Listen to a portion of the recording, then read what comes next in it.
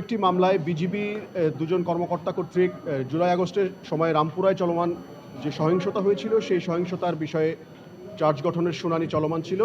এই বিষয়ে আজকে আসামিপক্ষের আইনজীবীরা তাদের বক্তব্য পেশ করেছেন এবং এই মামলাটিও শুনানি কনক্লুড করে আগামী 24 ডিসেম্বর আদেশ গঠনের জন্য দিন ধার্য করেছেন মাননীয় ট্রাইব্যুনাল। প্রথমে যে বিষয়টি আমাদেরকে বারংবার আমরা স্পষ্ট করার চেষ্টা করছি এবং আবারও স্পষ্ট করছি, এখানে সেনাবাহিনীর কোনো বিচারিক কোনো কার্যক্রম নেই। এই বিষয়টা আমাদেরকে সবাইকেই, গণমাধ্যম এবং আমাদের যারা ডিফেন্স আইনজীবী রয়েছেন প্রত্যেকেরই শব্দচয়ন এবং কার্যক্রমে পরিশীলিত হওয়া উচিত। বিষয়টি হচ্ছে যে কর্মকর্তারা পোস্টিংয়ে গিয়ে স্বরাষ্ট্র মন্ত্রণালয়ের অধীনে র্যাপিড অ্যাকশন ব্যাটালিয়নে কর্মরত ছিলেন কিংবা অন্য একটি মামলায় যারা প্রতিরক্ষা গোয়েন্দা মহাপরিদপ্তর বা ডিজিএফআইতে কর্মরত ছিলেন, তারা কেউই সেনাবাহিনীর কর্মকর্তা সেখানে ছিলেন না। তারা ছিলেন স্বরাষ্ট্র মন্ত্রণালয় কিংবা প্রধানমন্ত্রী কার্যালয়ের অধীনে এবং তারা সেখানে ইউনিফর্মও পরতেন না এবং সেই কারণে বারংবার এই বিষয়টিকে সেনাবাহিনীর কর্মকর্তাদের বিচার বলাটা আসলে এটা একটা মিসকনসিভ বিষয়। আমার অনুরোধ থাকবে যারা এই শব্দটি ব্যবহার করছেন তাদের প্রতি যে আপনারা অপরাধীকে তার প্রকৃত পরিচয়ের আলোকেই তারাকে অ্যাড্রেস করবেন এবং সেনাবাহিনীর কথাটা বলা হবে না। এটা প্রথমত। তাদেরকে র্যাব কর্মকর্তা বলতে পারেন, তাদেরকে ডিজিএফআইয়ের কর্মকর্তা বলতে পারেন। এটাই হচ্ছে তাদের প্রকৃত এই চার্জের ক্ষেত্রে তাদের পরিচয়। এটা হচ্ছে প্রথমত। দ্বিতীয়ত বিষয় হচ্ছে এই মামলাটিতে তাড়াহুড়ার একটি বিষয় তারা বলেছেন বা তারা বারবার প্রেস করার চেষ্টা করছেন বলে আমরা জানতে পেরেছি।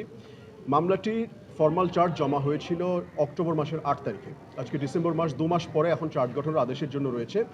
এই মামলায় আমাদের আইনের যে বিধান রয়েছে কোনো ধরনের অ্যাডজর্নমেন্ট দেওয়ার সুযোগটাই নাই, আইনেই নাই। তারপরও কিন্তু প্রায় 2 মাস, আড়াই মাস হয়ে গিয়েছে আমরা এই মামলাটির কার্যক্রম চলমান হচ্ছে এবং যখনই ডিফেন্স পক্ষ থেকে সময়ের আবেদন করা হচ্ছে, সিনিয়র আইনজীবীরা আসছেন, তারা কথা বলছেন, তারা বিভিন্ন ধরনের আবেদন দিচ্ছেন। এই আবেদনগুলো কিন্তু আদালত মঞ্জুর করছেন এবং তাদেরকে যথাবিহিত সময় দেওয়াও হচ্ছে। সুতরাং এখানে তাড়াহুড়ার কোনো বিষয়টা নেই, কারণ আমাদের প্রত্যেকেরই লক্ষ্য হচ্ছে ন্যায় বিচার নিশ্চিত করা।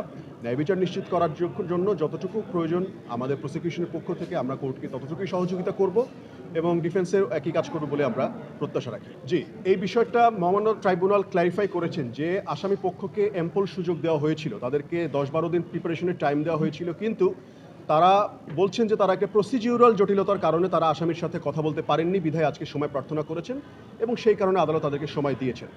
আর যারা 37 ধারায় শুনানি করতে পারার কথাটি বলছিলেন তারা কিন্তু ইতোমধ্যেই শুনানি সম্পন্ন করেছেন। পূর্ববর্তী তারিখেই তারা তাদের সবগুলো অ্যাপ্লিকেশনে শুনানি সম্পন্ন করার পরেও আজকেও তারা আবার একই বিষয়ে কথা বলার জন্য আদালতের অনুমতি চাচ্ছিলেন। এই বিষয়ে আদালত তখন দৃষ্টিভঙ্গি দিয়েছেন যে তাদের শুনানি সম্পন্ন হয়ে গিয়েছে এবং আগামী তারিখেই চার্জ গঠন হবে। যে এই মামলায় মোট 17 জন ব্যক্তির বিরুদ্ধে অভিযোগ রয়েছে। আচ্ছা, ভিকটিম হচ্ছে 14 জন ভিকটিমের গুমের বিষয়ে 2016 থেকে 2024 অগাস্ট পর্যন্ত এই যে বিভিন্ন সময় তাদেরকে বিভিন্ন মেয়াদে টিএফআই সেলে, যেটা উত্তরা র্যাব 1 কমপ্লেক্সের ভেতরে অবস্থিত, সেখানে গুম করে রাখা হয়েছিল। এটি হচ্ছে এই মামলার মূল উপজীব্য বিষয়। এটা আসলে কোর্টের ইন্টারনাল প্রসিডিউরাল বিষয়, এটা প্রসিকিউশনের সাথে সম্পর্কিত না, তবে আদালত আদেশ দিয়েছেন, আশা করছি দ্রুত এই বিষয়টি নিষ্পত্তি হয়ে যাবে।